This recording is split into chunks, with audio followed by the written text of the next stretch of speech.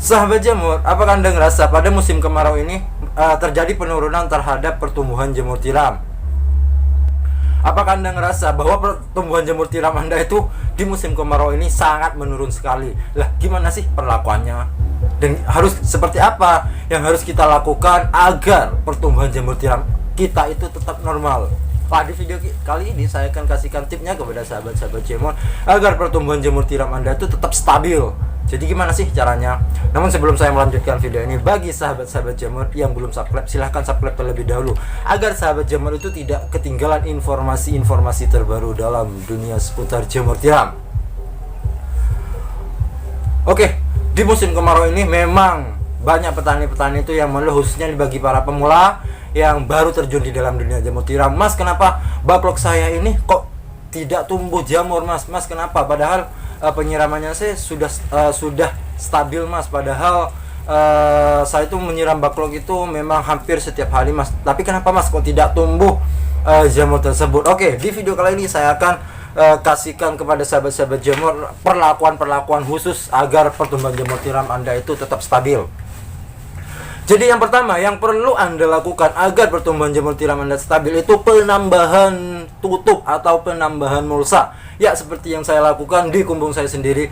Ketika saya itu tidak menambahkan mulsa di kumbung saya di bagian samping, atau di bagian sirkulasinya, itu suhu ruangan di dalam kumbung tersebut itu akan menaik bisa-bisa 27 sampai 28 derajat Celcius. Sedangkan yang dibutuhkan oleh pertumbuhan jamur tiram itu kisaran 19 sampai 22 derajat Celcius. Wow, itu kan sangat jauh sekali, Mas. Makanya penambahan mulsa ini bertujuan agar intensitas cahaya atau cahaya yang masuk itu sangat minim sekali. Dan ketika intensitas itu sangat minim sekali, otomatis suhu ruangan itu tetap stabil, bos. Otomatis suhu ruangan itu tetap segar. Jadi pada musim kemarau, coba sahabat-sahabat jamur ini bedakan antara menggunakan mulsa dengan yang tidak menggunakan mulsa ketika musim kemarau. Pasti itu berbeda. Yang tanpa menggunakan mulsa itu bertujuan agar kumbung tersebut itu tetap segar, agar tumbuhan tersebut itu tetap stabil suhunya. Jadi untuk penambahan mulsa ini sahabat-sahabat jamur tuh bebas.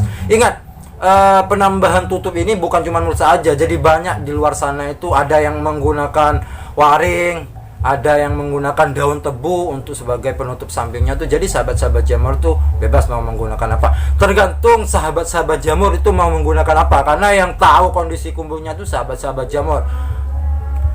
Cuman kalau di kumbung saya sendiri, saya menambah mulsa hitam perak. Jadi ini contohnya mulsa hitam perak yang saya tambahi itu memang hampir separuhnya karena ketika di musim kemarau ini memang yang saya rasakan sih penurunan produksi dari tumbuhnya jamur tiram itu sendiri.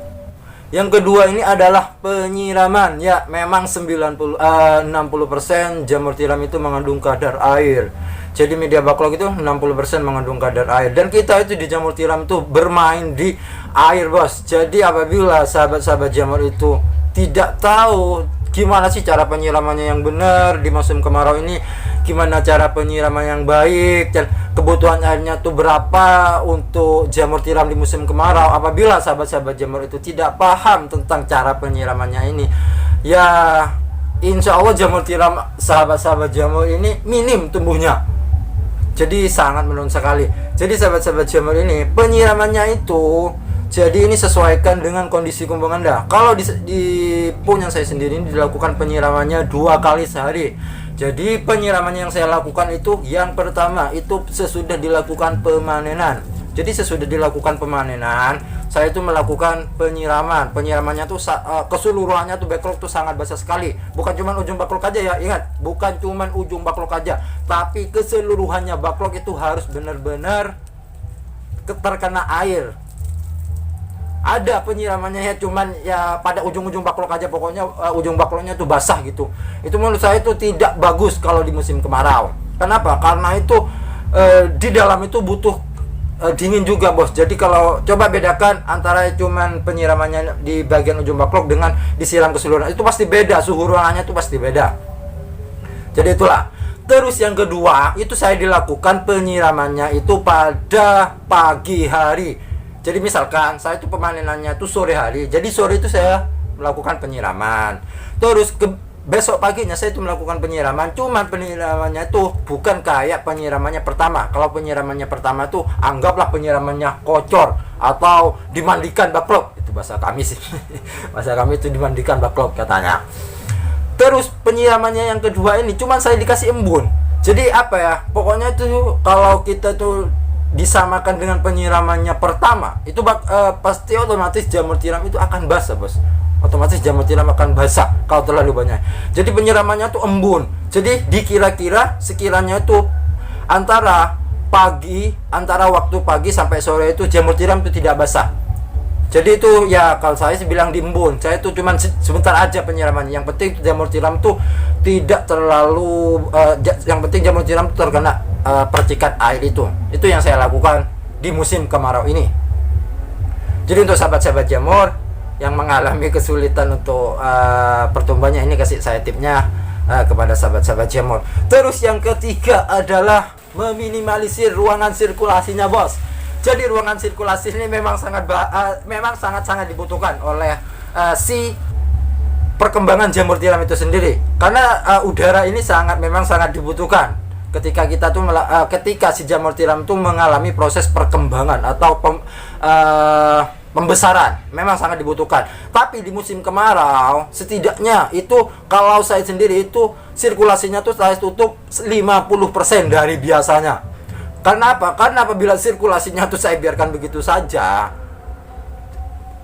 cahaya yang masuk di media baklok, cahaya yang masuk di ruangan itu sangat banyak sekali. Sehingga yang pertama yang terjadi adalah jamur tiram itu kering. Terus yang kedua, ujung baklok itu kering. Apa yang terjadi kalau ujung baklok itu kering? Yang terjadi adalah tumbuhnya jamur tiram itu sangat lama sekali.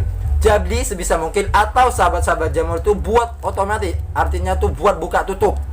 Jadi pada waktu malam sirkulasinya tuh dibuka, pada waktu pagi kita tutup sampai sore hari. Ingat, penutupan ini jangan di-fullkan ya, 50% dari biasanya. Jadi saya tergantung settingannya sahabat-sahabat jamur. Oke, sahabat-sahabat jamur, jadi itulah yang saya bisa sampaikan ilmu kali ini. Semoga ilmu ini bisa bermanfaat untuk sahabat-sahabat jamur yang lagi belajar, khususnya nih yang lagi belajar di dalam dunia jamur tiram. Tetap semangat. Oke, semoga video ini bisa bermanfaat. Oh ya sahabat-sahabat jamur, apabila sahabat jamur ini belum subscribe, silahkan pencet tombol merah yang ada di bawah sini agar sahabat jamur itu tidak ketinggalan informasi-informasi terbaru dalam dunia seputar jamur tiram. Sampai jumpa di video saya selanjutnya, masih dalam dunia seputar jamur tiram. Salam pemuda tani.